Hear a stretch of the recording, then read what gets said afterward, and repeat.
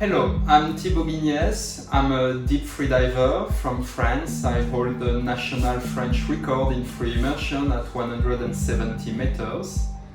And we are going to talk about depths and the main challenges for depths in free diving. One of the main challenges for depths in free diving is equalization. As you might have noticed, equalization does not come necessarily naturally, and then you need to learn how to equalize your ears as you go down. And once you're past the first technique of equalization, the Frenzel maneuver, you even need, as you go deeper, to learn some new, different technique, especially the famous mouth feel, where you store air in your mouth to equalize.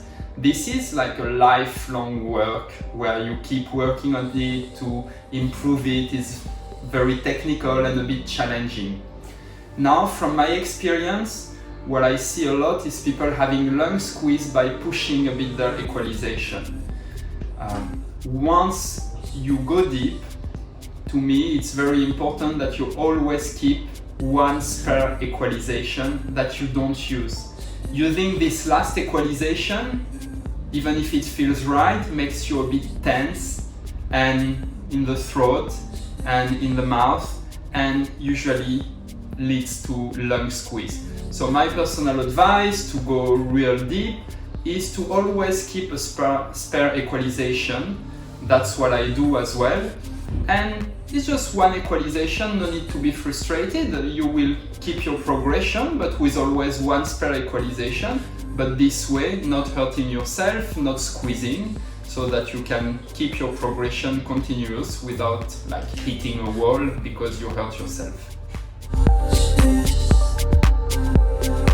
Another challenge for depths is fitness.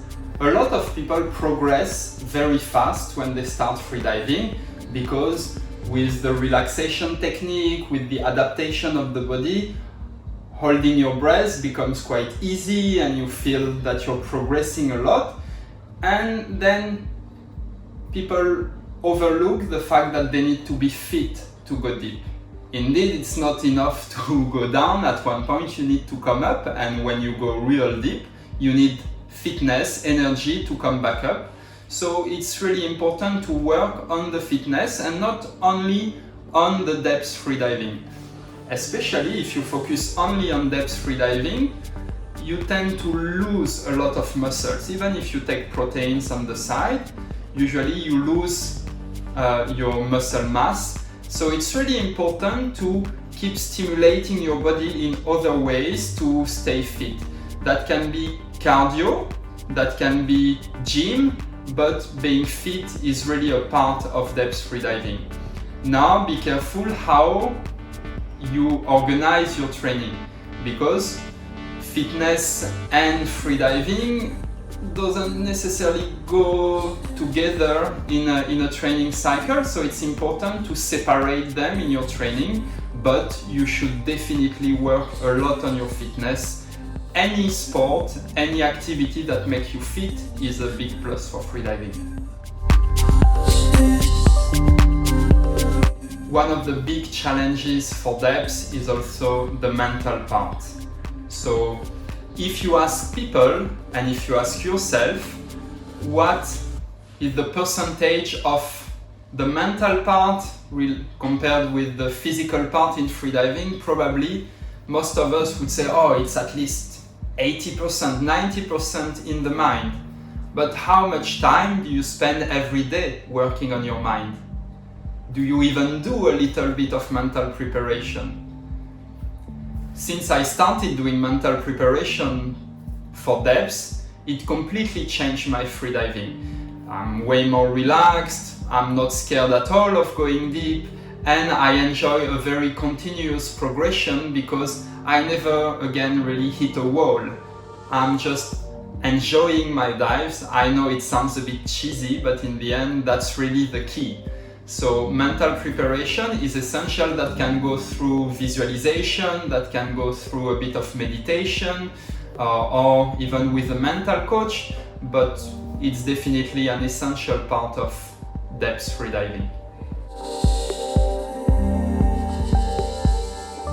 a challenge for depth freediving is to have the right equipment. Why is it a challenge? Because you need to try and different equipment and really find the one that fits you. But make no mistake, having the right equipment will definitely make a big difference on your freediving. First, because you will be way more comfortable, so it's much easier to get relaxed in the water. You will be kept warm with a good wetsuit, and you will have better propulsion and better efficiency with the right fins. Same, a comfortable mask or a nose clip that doesn't slip from your nose. All of these are details, but which matter. So equipment is very important to go deep.